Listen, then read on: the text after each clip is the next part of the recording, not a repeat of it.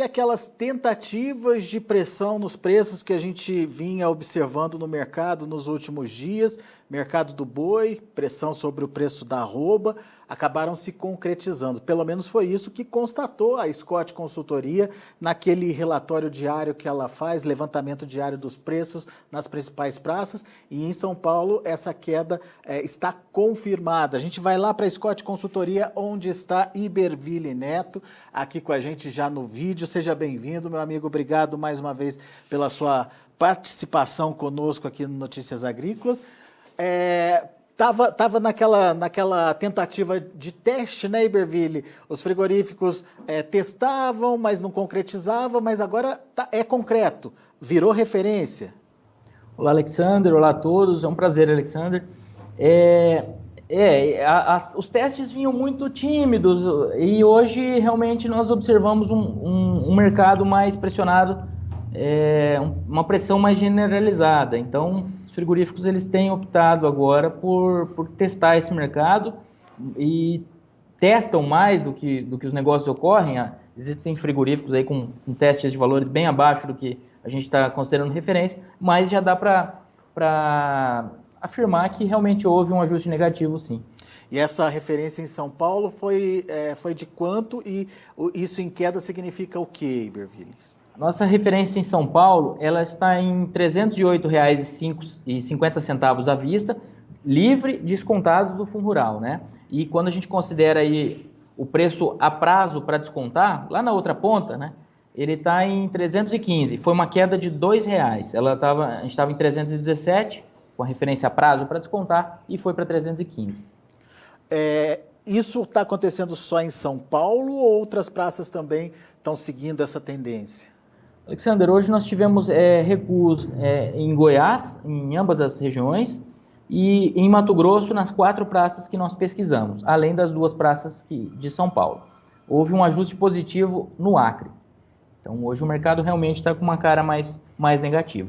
Muito bem. Agora, como é que se explica essa pressão? Ou qual é o argumento para consolidar essa pressão? Porque a gente já vem aí de 40 dias praticamente de estabilidade, né, Iberville? Isso, Alexandre. Nós vimos essa oferta de gado, ela tem aumentado gradativamente, ela vinha aumentando, mas os frigoríficos eles estavam optando por garantir as escalas, né? E agora eu acredito que eles tenham sentido uma certa firmeza nessas escalas. Passou o período que normalmente é de oferta crescente, na verdade o período normalmente é de oferta crescente de julho até outubro, né? Mas eu acho que parou aquele início da oferta de confinamento. Eles já estão sentindo mais consistência nessa oferta e estão ficando mais corajosos aí nas estratégias, estão pressionando um pouco mais o mercado. Eu acredito que tenha sido isso, porque a gente não teve uma mudança drástica de ontem para hoje nos fundamentos. A oferta segue permitindo escalas que variam de 7 a 16 dias, quando a gente faz uma média, estão em torno de 12 dias, considerando São Paulo como referência. É uma escala confortável, mas que não vinha sendo usada como motivo para pressão de baixa. Então, eu acredito que os frigoríficos tenham sentido mais otimismo do lado da oferta aí nesse futuro próximo, associado isso a uma necessidade um pouco menor de compra pelo período do mês, né? O começo de setembro deve trazer um pouquinho mais de busca por gado e talvez acalme essa pressão se ela realmente continuar daqui até lá. Muito bem. Então, nesse momento, o que a gente percebe é que os frigoríficos meio que se tranquilizaram em relação à oferta de animais que tem. E do lado da demanda, Iberville, tem alguma novidade? Tem alguma coisa que justifique aí essa pressão ou essa preocupação do frigorífico em buscar preços menores? Alexander, do lado da demanda, nós estamos no período de segunda quinzena, é um período mais lento, mas nós não tivemos alterações fortes no atacado. Nós tivemos, considerando a cotação que está saindo hoje, inclusive no Boi Companhia, nosso informativo, ela cedeu 0,6% o preço médio dos cortes no atacado de São Paulo. O mesmo recuo observado para o varejo também em São Paulo. Então, 0,6% não é uma movimentação que justificaria essa pressão, essa mudança de postura. É um ajuste sutil aí que acontece de uma semana para outra, até porque nós vínhamos de 3 semanas de valorizações no atacado. Então, essa sentada de preços no atacado pode ter sua influência.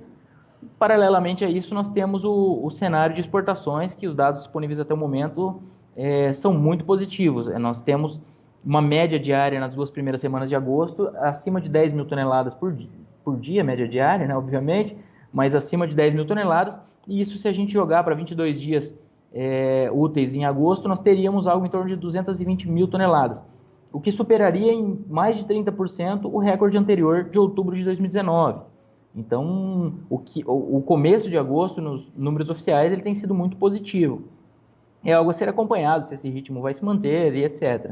Mas, no mercado externo, para quem tem acesso a esse mercado, tem visto um cenário positivo, agora com o câmbio valorizando, o dólar valorizando, né, o real desvalorizando frente ao dólar, e também um preço médio da carne bovina exportada bem superior na comparação anual. Quando a gente considera o preço da carne bovina exportada nessas 2 primeiras semanas de agosto, ele foi de 5,5 mil dólares por tonelada. E no mesmo período do ano passado foi 4 mil dólares, ou seja, uma alta de 40%, 38% do preço. Então, mais volume, com mais preço e o câmbio valorizado. Mais preço em dólares e câmbio valorizado. Então, isso esses são fatores que têm deixado a situação de frigoríficos de mercado doméstico e mercado externo bem diferentes, né? Pois é, mas quem trabalha com exportação está tendo um fôlego maior, então, pelo que eu estou entendendo. Sim, está tendo um fôlego maior. Só que como eles disputam com quem vende só no mercado interno também, aí esses outros frigoríficos precisam pressionar um pouco mais a arroba e isso acaba, os frigoríficos que trabalham no mercado externo acabam indo na onda, né? Acabam aproveitando esse cenário mais apertado de margens domésticas, né? Uhum. Ô Iberville, mas olhando aí para o que está acontecendo nesse momento, dá para imaginar que vai haver uma evolução, uma continuidade nessa pressão, ou já chegamos num nível que o produtor não vai querer, o pecuarista já não vai querer participar ou vender mais? Alexander, agora a gente está naquele período que a boa parte, a grande parte da oferta é de gado de confinamento, né? E o gado de confinamento, ele é o gado que tem validade. Ele pode ser mantido ali por mais algum tempo, dependendo das contas do produtor, do desempenho desse animal, mas é um tempo muito limitado. Então, eu acredito que o gado que está no coxo, ele vai sair. E aí a gente fez uma análise e acredita que considerando relação de troca, resultados projetados no momento da entrada do gado, e o gado, considerando preços físicos lá atrás, o gado que está saindo agora, até o gado que vai sair no início de outubro, mais ou menos, é um gado que viu a sua margem mais positiva lá atrás, considerando preços de boi magro, preços de milho. Aí, de outubro em diante, primeiro terço de outubro em diante, já o gado que vai sair já é um gado que lá no momento em que ele entrou, o cenário estava mais desafiador, estava com margens menores. Então, talvez o outubro não seja tão ofertado como normalmente de confinamento, né? Com gado de confinamento. Eu não quero dizer que daqui para outubro a oferta vai diminuir necessariamente, mas daqui para outubro a gente talvez tenha um aumento mais modesto por essa questão de atratividade. Então, talvez outubro esse ano não seja tão destacado frente aos demais meses, em outras palavras. E essa conta que você faz é na visão do confinador, então? Do confinador, isso. Nós pegamos, para dar uma ideia geral, a gente pega um boi magro, mas considera um volume de milho aqui arbitrário, né? Nós consideramos 700 quilos de milho, que seriam 7 quilos por dia. Isso não é uma dieta, mas é o peso de um ingrediente, né? E aí, boi magro mais milho, nós chegamos a um valor. E aí nós calculamos quantas arrobas de boi gordo eu precisaria para pagar esses dois componentes de custo, esses dois componentes mais pesados de custo. E aí a gente chega numa relação de troca composta, né? Misturando o peso desses dois componentes de custo. E aí a gente tem essa questão, que do dia 10 de outubro em diante, a coisa estava menos promissora para o gado que vai sair do dia 10 de outubro em diante, considerando 100 dias antes. Então, esse gado de outubro, 100 dias antes, o que era visto sob a ótica de quem ia fechar esse gado? quem tá colocando esse animal no mercado ainda tem uma participação, uma rentabilidade, um ganho melhor, ou pelo menos uma relação de troca melhor, é isso? Isso, esse gado que está saindo agora e até o gado que vai continuar saindo ao longo de agosto e setembro, foi o gado que observou uma relação de troca mais interessante, inclusive crescente. O gado que está saindo daqui em diante viu uma relação de troca mais promissora, considerando preços físicos lá atrás. Quando a gente considera os preços futuros do boi gordo lá atrás, a conta muda um pouco, mas a tendência é a mesma, só que aí a conta aperta um pouco antes. Então, O esse que outubro... faz com que o produtor pense mais para colocar esse gado em confinamento. Exatamente. Então, essa conta aqui, quando a gente considera lá atrás preços físicos, ela apertou a partir do dia 10 de outubro. Quando a gente considera preços futuros, no início de outubro ela já deu uma apertada boa. Por quê? Porque os preços físicos caíram lá atrás. Futuros, desculpa, cederam lá atrás. Muito bem. É uma situação delicada, então, para o produtor, é hora de fazer conta, mas, de qualquer forma, tem esse outro fator que você colocou também, que é a falta de... vou usar a palavra mobilidade, mas não sei se é a palavra certa. Mas é o fato de você ter um prazo para entregar o animal e não ser como no pasto. Se tiver barato demais, ele deixa ali no pasto, o animal vai engordando por algum tempo. No caso do confinamento, esse prazo é muito curto, né, Iberville? E tem o custo da dieta. A dieta está cara, né? Qualquer 10 dias, uma semana a mais que o pecuarista mantém esse animal em confinamento é um custo a mais que ele tem, né? Isso, Alexandre. Até o termo, buscando aí um termo mais oficial, na economia usa-se o termo especificidade temporal, que é o quê? Um ativo que ele tem que ser vendido em determinada data, ou intervalo, né? É uma coisa que nos grãos a gente já não tem. É claro que existe o custo de manutenção em silos, etc., mas é um custo muito mais assimilável e muito mais fácil de se tornar atrativo do que manutenção de gado em confinamento. E essa manutenção, zootecnicamente, também tem um limite que não é nem um pouco distante, né? E vendo essa equação apertada para o lado do produtor, o frigorífico vai testar mesmo novos patamares de preços, né? O problema é saber até onde os frigoríficos conseguem testar isso, né, Iberville? Isso, o cenário que a gente tem hoje nos leva a crer que a gente vai ter mais testes no curto prazo. Talvez a virada de mês para setembro, em setembro, possa vir aí positiva, deva vir positiva, porque a gente já vai somando pequenos, são os fragmentos aí para tentar desenhar essa demanda. E aí a gente tem que agora, dia 17, por exemplo, o comércio em São Paulo foi liberado, né? Foi liberado para poder voltar a funcionar sem restrições. Existem restrições para eventos, para algumas aglomerações maiores, mas comércio já voltou a plena carga. Então, são fatores que devem ajudar. E tudo isso sendo acompanhado juntamente com evolução da pandemia no Brasil, que nós temos números positivos, ao que tudo indica, tanto de vacinação como de casos e mortes, positivos, entre aspas, melhorando, né? Positivo, o número de mortes nunca é positivo.